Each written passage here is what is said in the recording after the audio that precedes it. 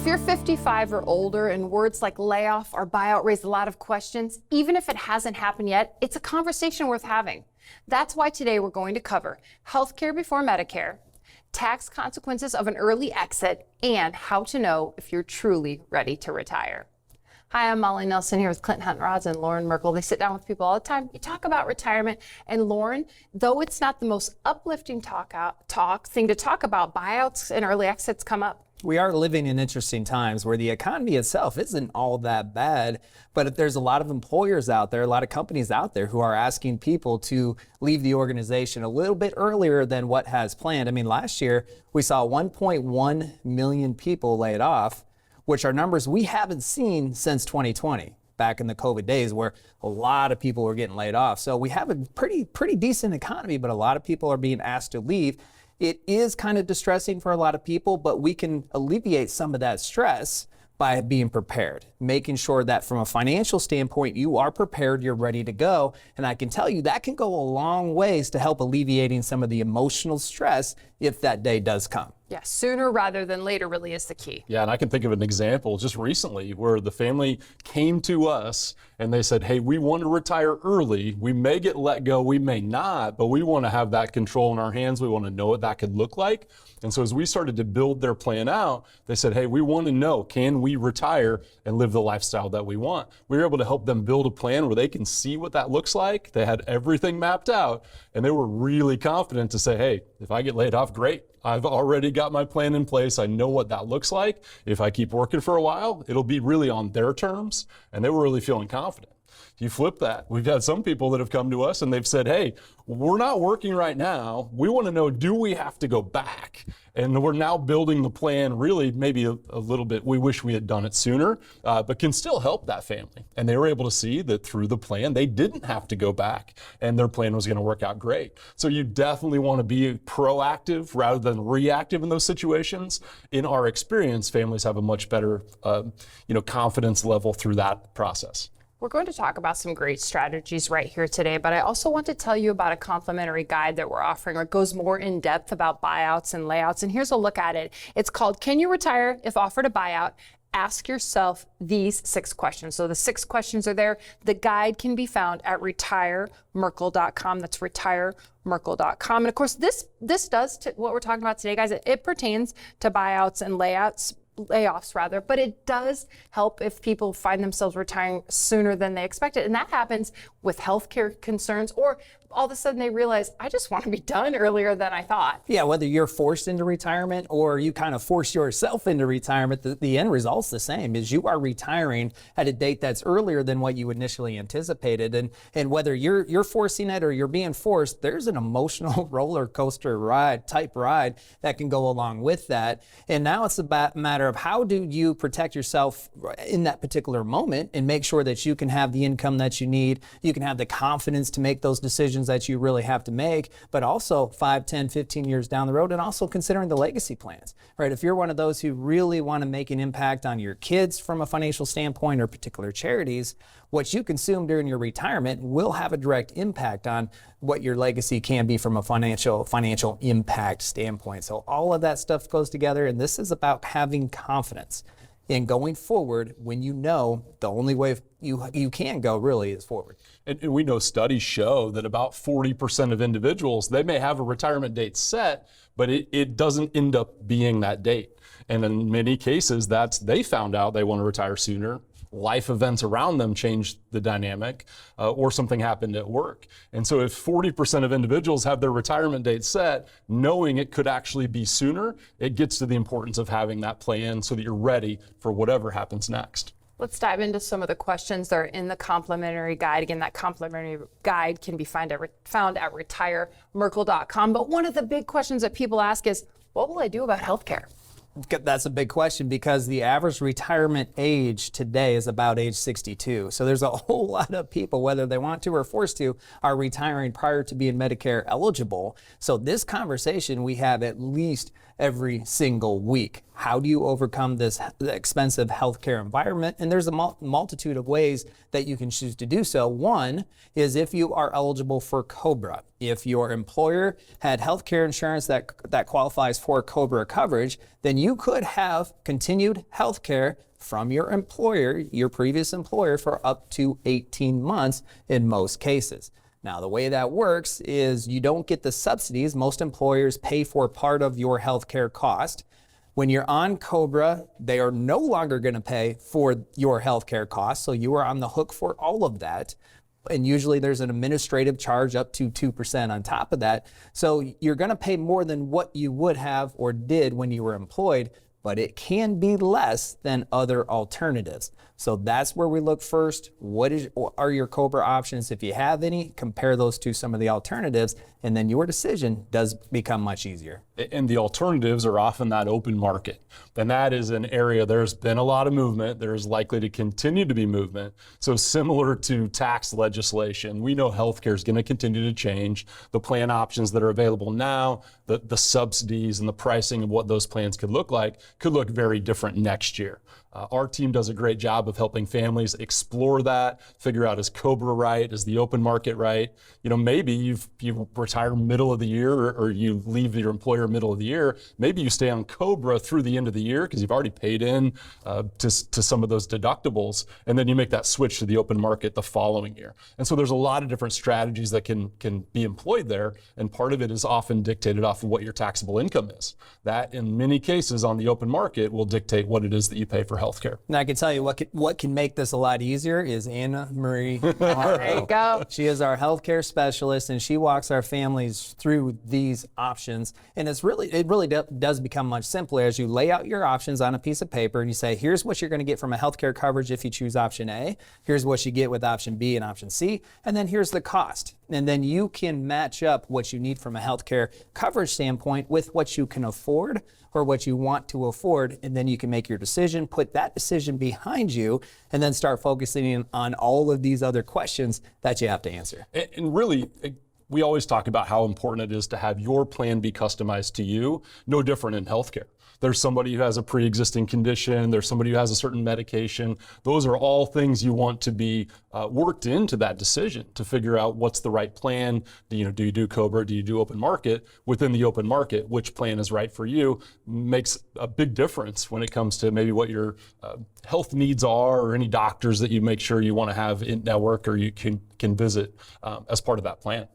Another option, I know you guys talk to people about maybe getting on their spouse's plan if the spouse is still working. And then something else I read was possibly using COBRA or using an HSA to pay for COBRA, to pay for those healthcare costs. The HSA, that's one of those powerful triple tax benefit type of investment options that many people have intentionally chosen to save that HSA for a time like this. When you retire, well, they're forced into it or decided to retire, because you can take money out of the HSA for qualified healthcare expenses and it's tax-free. So that can be a really powerful benefit that can kind of bridge that gap between retirement time frame and Medicare age eligibility. And that's a different way than some individuals maybe have thought about using their HSA. Some of them are using it year in and year out. And if you know that you're going to retire before 65, you might want to start to think about, hey, do we pay a few of these bills out of pocket, continue to build up our HSA? In many cases, you have investment options. So you can look to get growth, you can continue to build that for those down the road needs that inevitably you're going to have.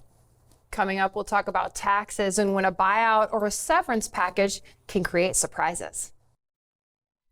Welcome back to Retiring Today. I'm Molly Nelson here with Loren Merkle and Clint Huntrods. They're both certified financial fiduciaries. Loren is a certified financial planner and Clint has a PhD. Today we're talking about buyouts, layoffs, and early retirement, kind of the consequences, what to do, and some strategies. So a lot of times when this happens, people wonder, what are the tax implications? Yeah, and that's going to vary widely depending upon what the severance looks like. And there's some negotiating power that can really come into play based on how flexible that employer really wants to be. So this is something to consider. And I can tell you, having a plan built out prior to receiving this offer can really go a long way to helping you identify what is most important to you in a severance package. And part of the negotiation could be in lieu of a big one-time payment, it could be healthcare. or maybe a combination of. So all of these things we need to consider. The one lump sum payment is going to be a taxable event.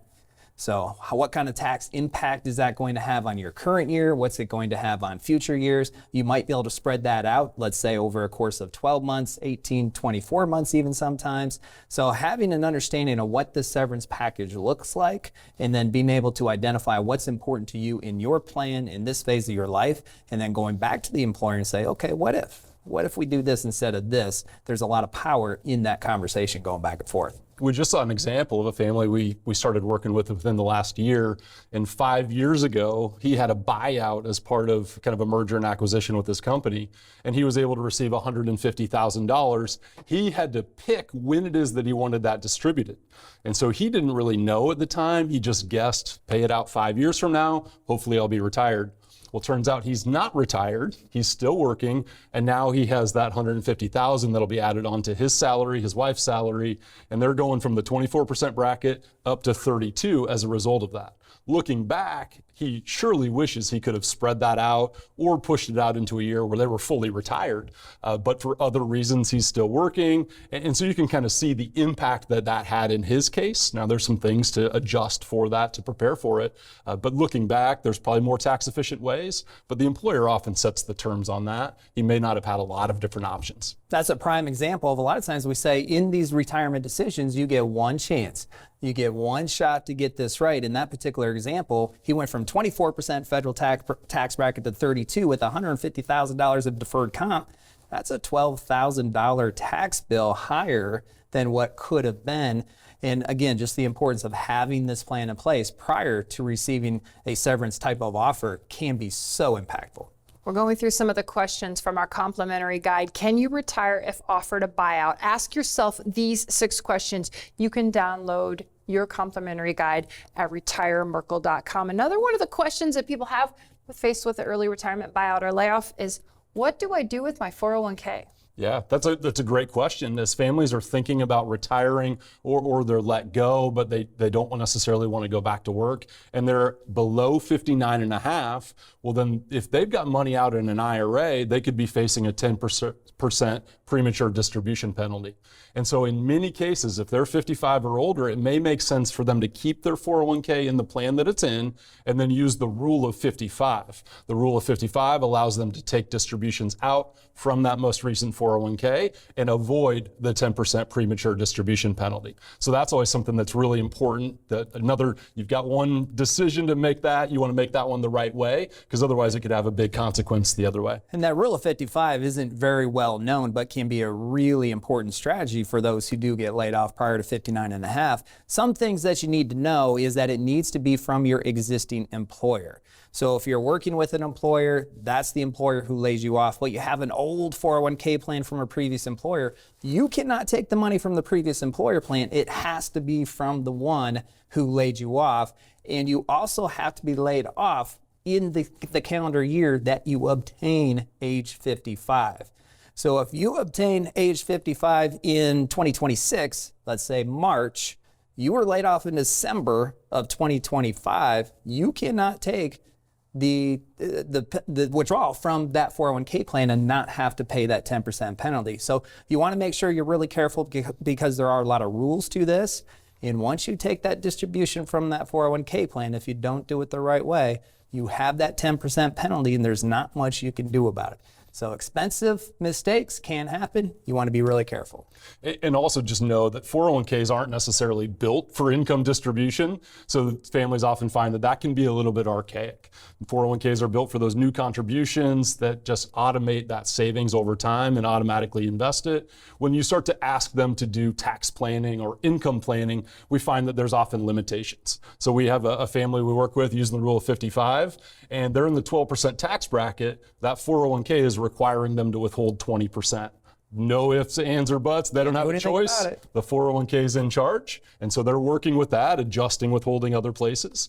The other thing it's making them do is withhold state tax. And they're in a state where there's no retirement income tax. And so those are just some of the ways that 401ks tend to just not be built for income or tax planning, which is why once you are at a point where you can move that out into an IRA, it makes sense. Maybe it's not until 59 and a half. That can allow you more flexibility to do that income and tax planning.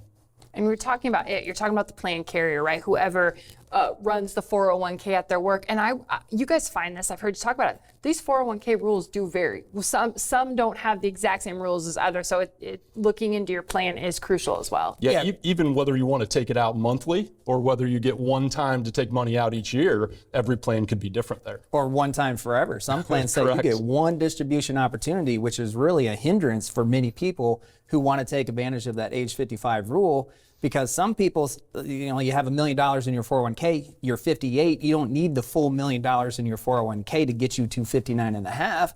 So if the plan allows, you might want to take part of it to the IRA, take distributions from part of it. But if the plan rule says you get one lifetime distribution, then that can be problematic as well. But you want to know about that kind of stuff going into it. Yeah, and you just think about the situation where you've been offered an early opportunity to leave and maybe you get compensated for that, or you've been laid off. I mean, these are the things that you're probably not thinking about, don't want to be thinking about. It gets to the importance of having professionals that you can trust who help families through these decisions, have experienced this, know those things to be aware of. You don't want to make a mistake here and have that compiled on top of, well, now I feel like I'm in a really tough spot. I can't get access to the funds that I've saved, which can be important, as we think about helping families build tax diversification. Not having everything in a pre-tax 401k can give you more flexibility. Maybe you've got Roth IRA money, maybe you've got a non-qualified account. Those can all be different sources that you could potentially reach into to use for income rather than just those pre-tax dollars. And let's say someone watching is like me and maybe didn't read, the whole prospectus or all the 401k plan rules, and they're wondering, I don't know if the 55 one time or several applies. When you start working with families and individuals, I'm under the impression that that's the kind of stuff that you track down or that the team tracks down for them if it's not something that they know themselves. Yeah, in many cases, just having a professional group that's on the phone with you to ask the right questions, make sure we get the right information. Our team does a phenomenal job of helping families out through all the paperwork and rollovers or distributions, and just really helping to find the right information that when you look at a document that they maybe give you or a buyout package and it's a stack of papers, what are the things you really need to be paying attention to within that? Up next, the big question most people ask when facing a buyout: do I have enough to retire? Welcome back. I'm Molly Nelson here with Clint Hunt-Rods and Loren Merkle, and we're talking about what to do if you're facing a layoff, a buyout, or early retirement. And Loren, the next question, it's the big one. It's the one I think that almost everyone has when they schedule a retire ready call, come through the doors of Merkle Retirement, and it is, do I have enough to retire? Can I afford to retire? The number one question, if you're looking to retire within the next 5 years, that is top of mind for almost every single one of you. So that's not uncommon at all. And the way you answer that question is you create a roadmap, a written retirement plan that is going to show you how you can accomplish your goals, specifically when you do retire from an income standpoint. We call our roadmap the Retire Secure Roadmap. And one pillar that's in that roadmap, there's 6 of them, but the one pillar is the income pillar. And it will show you when you retire, no matter what age you retire, how much income you can receive, what your lifestyle could look like from a financial standpoint, and maybe even more importantly, where that income is going to come from. And then all of the other pillars bake into that. How are you going to minimize your tax bill, your health care, your investments, your legacy, and all those 5 pillars go to determine how are you going to live your lifestyle pillar. That's the 6 pillars of the Retire Secure Roadmap. And as families start to see that for the first time, you can start to see visually what that plan looks like. That's where you start to get that confidence to know, hey, if they let me go, I'm going to be okay. I know what that looks like. Maybe I still want to work for a couple of years, or maybe that can be my early retirement. And so when families start to know that, they know what that can look like, we can build out different scenarios. What if you retire at 60? What if you retire at 57? How big of a difference does that make over 20, 30 years? And you can see that impact, then you'll be able to be very confident in the decisions that come in front of you, whatever happens at work. And I think people start to realize too that retirement isn't just one number, it's several numbers. But let's say you're 55 and watching, and you're hoping not to face a layout or a buy-off, but you're hoping to retire maybe around 63, 65. What happens at 55, or what can start that process at 55 that's so beneficial for 10 or 8 years down the road? Yeah, there are many things. One is you need to get that plan in place because that's going to help you now, but it's also going to help you later 10, 15, 20 years down the road.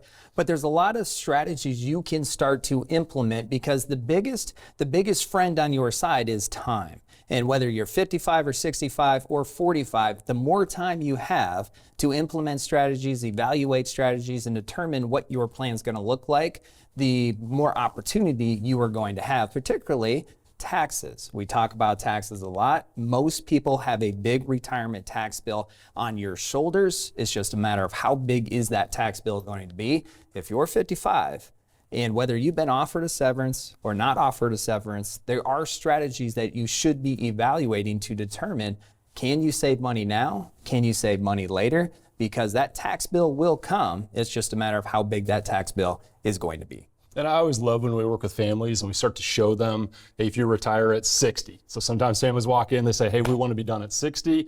And we show you what that can look like out at age 80, 90, 100. And they say, well, our goal is not to leave $1.6 million to our beneficiaries. We want that to be substantially less. Well, then we can start talking about, well, would you like to spend a little bit more? Maybe you'd like to see retire sooner. And then we can start to build that out. And then families start to see, okay, well, I know that 1.6 isn't our goal, but maybe it's 750,000. Well, perhaps they can retire 2 or 3 years sooner, still accomplish their legacy goal, but now that's 2 or 3 years where they have their time back. And that is so valuable. That's the one thing you can't get anything more of.